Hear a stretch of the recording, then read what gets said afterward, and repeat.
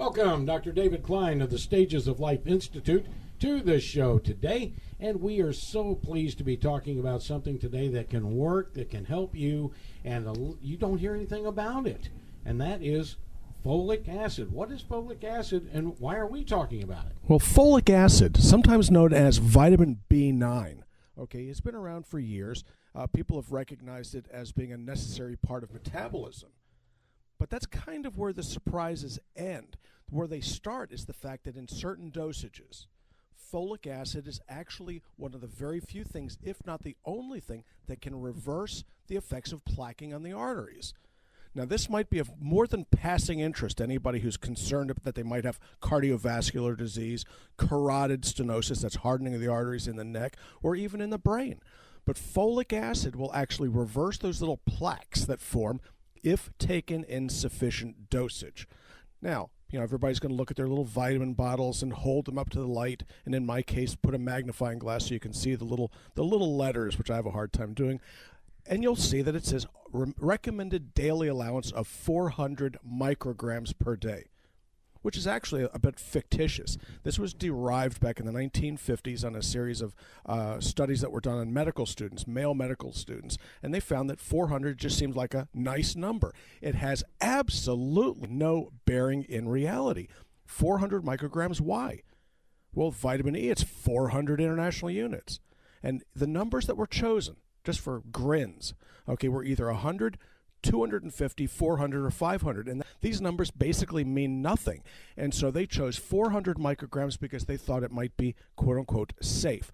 Well, in fact, when you get into dosages 10 to 12 times that amount, that's 5,000 micrograms, you actually start to see reductions in cholesterol. You start seeing detoxification of the liver, and you start seeing plaquing of the arteries diminish. It starts to drop backwards, and you can measure the effect using an ultrasound in as little as 6 weeks.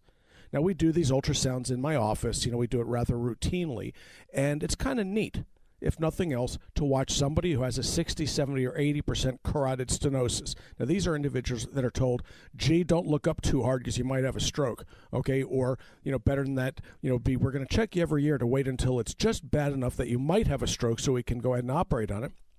And then you reverse it using a pill, or capsule in this case, taken once a day that costs under $5 a month. $5 a month. I'd say that that's probably within most everybody's budget. And what's the worst thing that this folic acid can do? Well, I've administered about 30,000 times now, and I haven't seen anything come of it. There are no side effects of this medication taken in this sort of dosage. Now, the 400 microgram dosage is what most people will see. You can go to the health food store, the box stores, and they'll have 800 micrograms. Like, that's a big deal.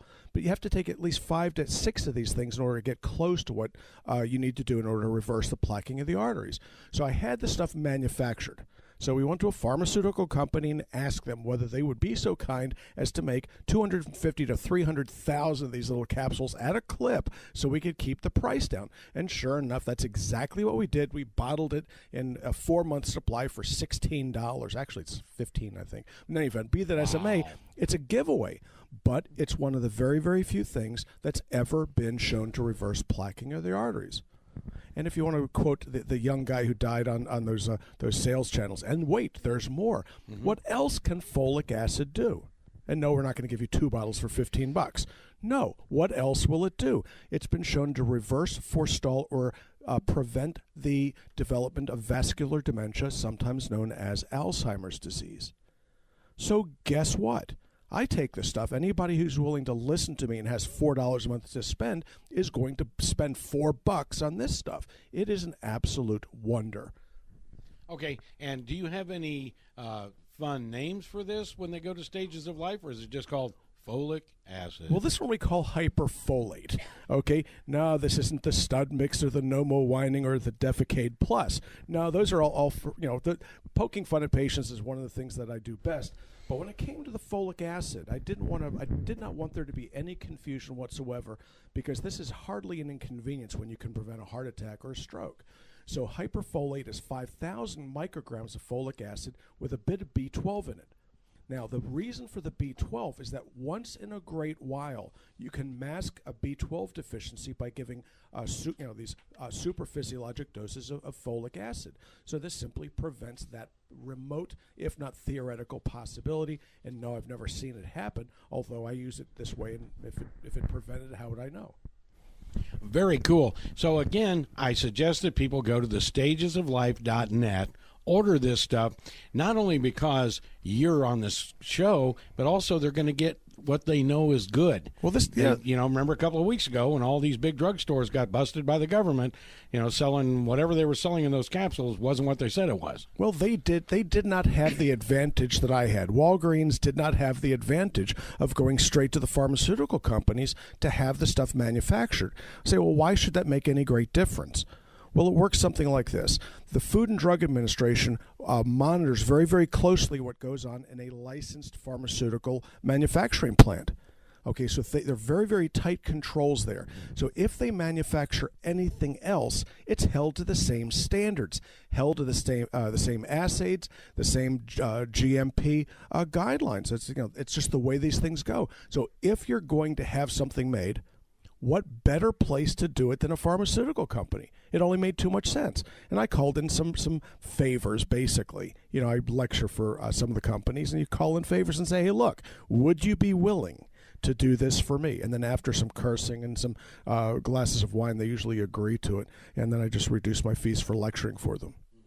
And when you go into your nutraceutical store at the Stages of Life or go online and order, how many products are we talking about here that you've actually helped create? Well, we have 180 at the present time, and about a third of those are products that we individually developed. There's no reason to reinvent the wheel. So if we found something that was worth having, something that was, let's say, good, remarkable, or something that I would be willing to take personally, then we add it in. But it's 180 different items, and about a third of them have basically my name on it, which is to say that I get to name it.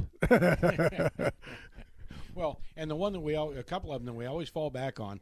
Last night I was in a restaurant, and one of the girls was saying that she'd had some problems, and I suggested NAC, and then I suggested berberine. Yeah. Because these are something we talk about all the time. We've got a couple of minutes. Why don't we bat those around? Okay, well, NAC, or N-acetylcysteine, is another one that I never bothered to rename. Okay, no particular reason for it, because when I'm out there lecturing on it, what would be the point in lecturing about something using my name on it? It would just be nonsensical. But N-acetylcysteine, okay, is a chemical that was a prescription item used to treat cystic fibrosis. It was about the only thing that would loosen up the secretions in kids with CF. So it allowed them to cough the junk out, kept them alive. Good stuff. It was used as a nebulizer, but you could use it intravenously or orally. Well, NAC also has a couple other interesting uses. It's the only thing ever been shown to help with regards to hepatitis that's being caused by Tylenol overdose. So I've been playing with this stuff for about the past 5 years, doing sequential liver function enzymes. These are liver tests, blood tests on folks with hepatitis C.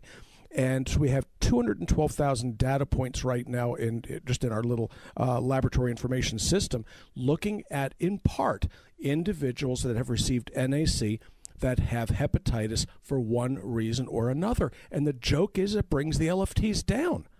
It brings them down. It normalizes them. If you can catch somebody quickly enough with this, and if they're willing to actually take the medication, the liver function tests come down. The enzyme levels drop. Remarkable stuff. What else do we use it for? It will loosen up any mucus-like secretion. So it works very, very well for the sinuses. Loosens them up so you can cough them or sneeze them out. Okay, blow your nose is even better. Pancreatitis, it works beautifully for that because it thins out the pancreatic secretion so they drain. And oddly enough, gallbladder disease. Not like anybody that's listening knows anybody that's had gallbladder issues. And acetylcysteine thins gallbladder secretions so that they too can drain out. And guess what? The gallbladder seems to improve. Go figure. Wow. So it really kind of, from a layman's point, I'm looking at this as saying things don't crystallize. There you go. Okay, it is, if nothing else, it does to secretions what a hot washcloth does to a pimple. It loosens, thins, softens so that they can pass through. No different. All right, Robin, can you bring us up to date on where we can get a hold of Stages of Life?